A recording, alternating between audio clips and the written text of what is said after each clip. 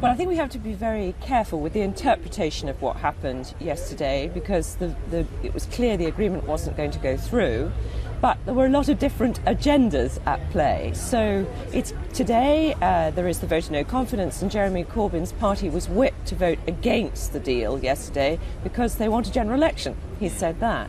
There were 118 Conservatives, but they didn't vote against the deal for one simple reason.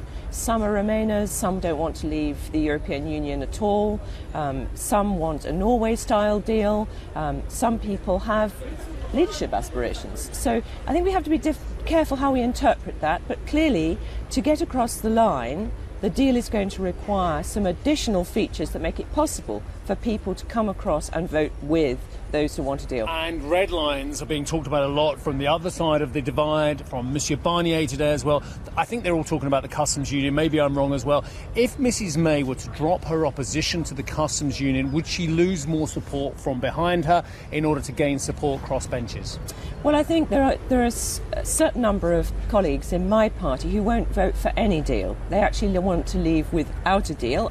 Which is something you're implacably against, I should remind you. And there's a majority in Parliament against that, and Mrs May said very clearly in Parliament yesterday that there is a majority against a no-deal Brexit. So they aren't going to vote for any deal. So I think we have to discount that, but it does mean that Mrs May has to look for support in opposition parties to make up the numbers. Where will she find that? She won't find it with Jeremy Corbyn, will she? Well, Jeremy Corbyn said yesterday that he is looking for a customs union, and already I know, because we're told in the media and I've heard it, that idea is being floated. I think there are three things probably that would make the deal more attractive to Labour and other opposition colleagues. One is remaining in a customs union or joining a customs union. Secondly, protection of workers' rights. And thirdly, environmental protections, reassurance from those.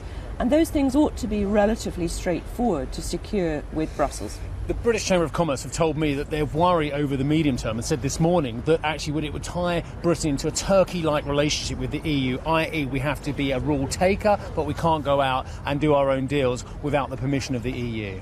Well, I'm worried about the short term because, as you said, we're losing jobs now. And the simple fact of the matter is that for a lot of the British economy, the EU is its principal market. Anyone who works in business knows the customer is always right. And if the customer wants goods and products produced to the standard of a market, which is your principal market, you're going to produce to that standard. So I think there's bound to be regulatory alignment, as it's called, whatever form the deal ultimately takes. Caroline, you voted with the Prime Minister last night as well.